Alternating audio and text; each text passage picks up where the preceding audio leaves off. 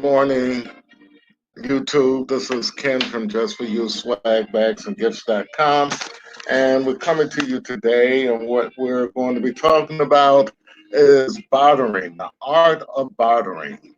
As many of you may know, bartering is the concept and a useful tool in exchanging goods and services without the use of cash.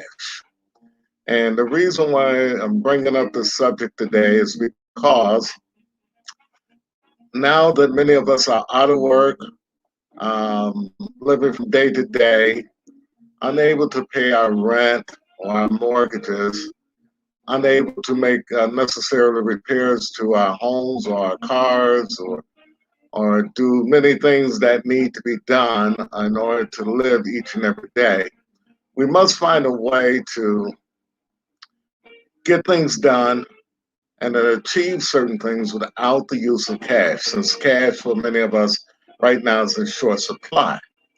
So, bartering is not a new concept.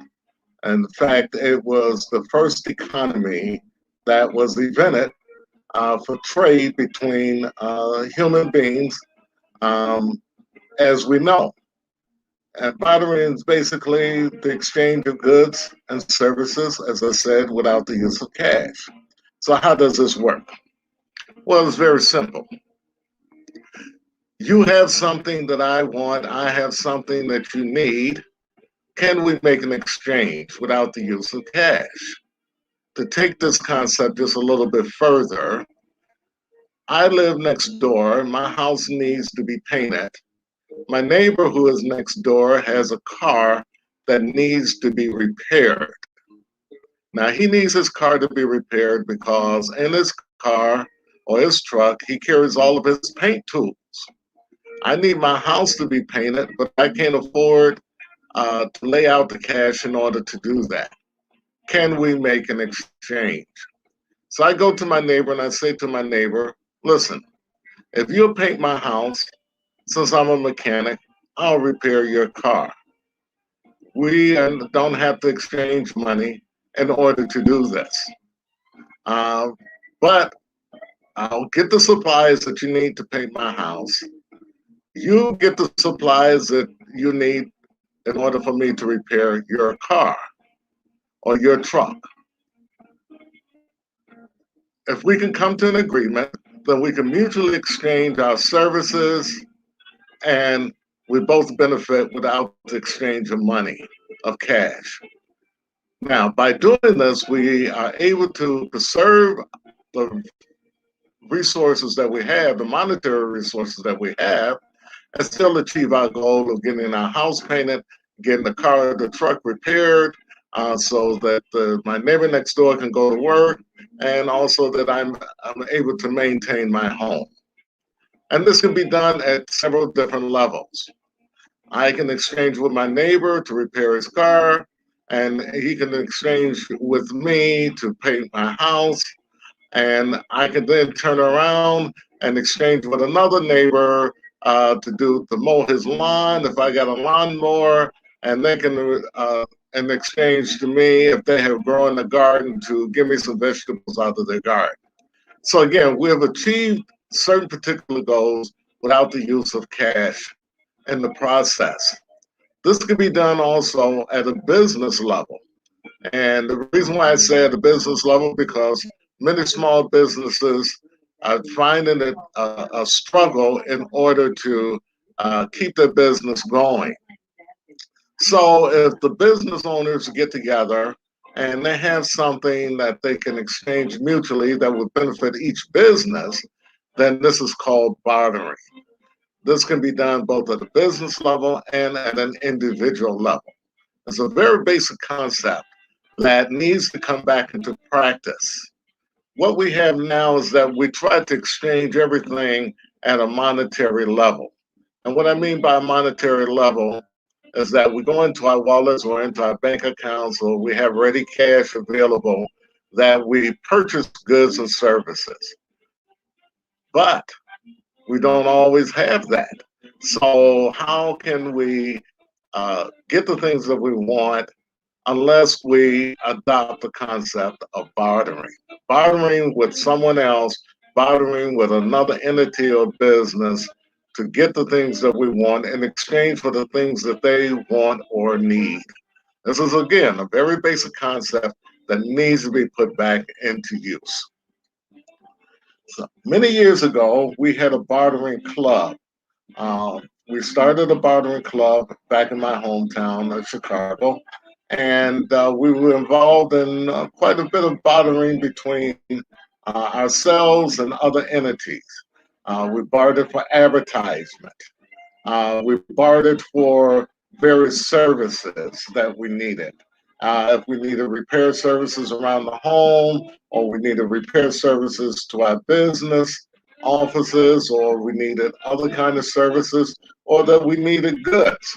Now, the thing is about bartering, there must not only be a mutual exchange, but there also must be an exchange of equal or greater value. Okay, I can't barter with you for something that is of a greater value for you to give me something of a lesser value. It won't work. So in that case, you may have to sweeten the pot, so to say, and come up with something additional. So in the particular case where I get my house painted and the neighbor gets his car repaired, even though we bought the various items, we have to look at the actual cost of doing the repairs. What would it cost me to have my house painted if I was to go strictly out on the market?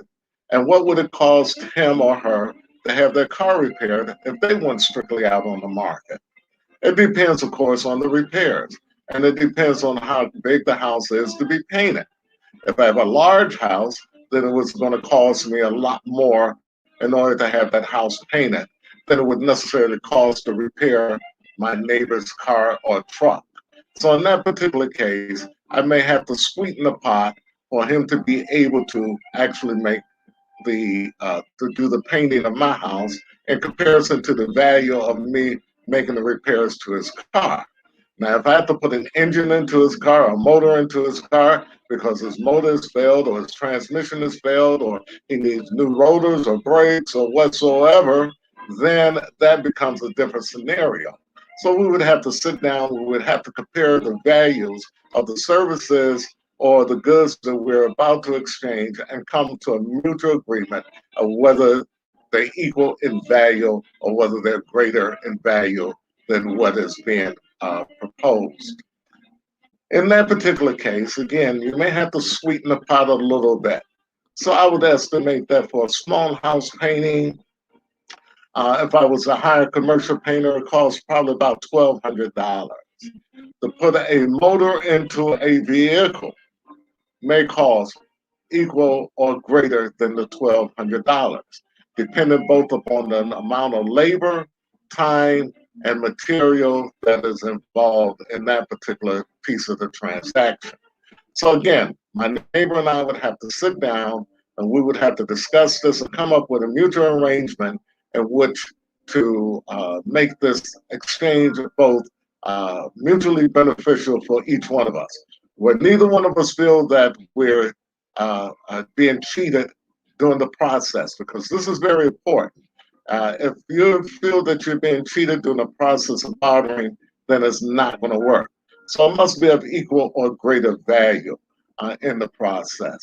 Now, and you can also do three-way bartering, you can do four-way bartering, you can do as many transactions as you can in your concept of your goods or services that you have to trade. You trade with the neighbor next door, who then turns around and trades with the next door neighbor over to the right or left of them, and on a concept. As long as the parties mutually agree upon the value and of the exchange, then they can make the bartering take place. This is a great concept to use. It's great because it eliminates the need for ready cash. It employs your talents, your ingenuity, material products that you may already have on hand and that may be sitting there not being sold and not being used. This is a way to divest yourself of it and in the process of getting something new and valuable that you can use at that particular time. Okay, so again, to take this concept a little bit further, I have here this men's grooming set that normally sells for $7.88. It's a nice grooming set, okay? But I want to exchange this because this has been sitting on my shelf for quite a while. So I go to my next door neighbor or my business partner who sells socks.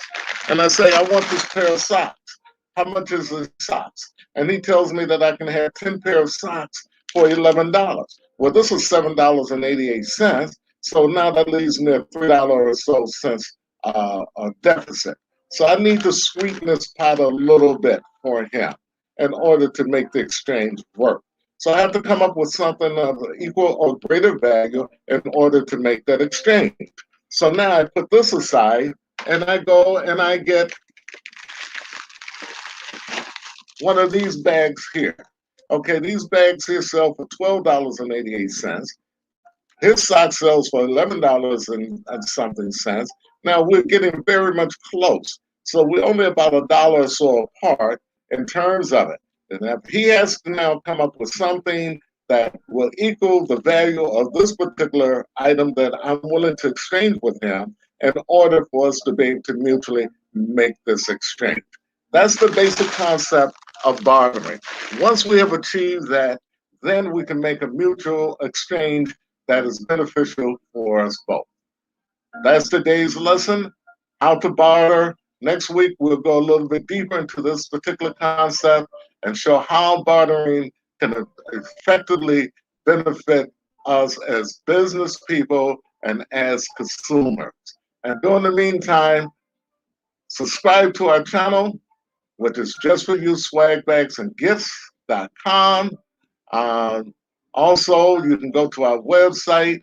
You can subscribe to our monthly newsletter that has all of this information as well as the various products that we carry. And again, bartering is a new concept, a new old concept that needs to be employed more during this particular pandemic time. Again, thanks for listening. See you again next Saturday, same place, same channel, 11 o'clock. Have a great day.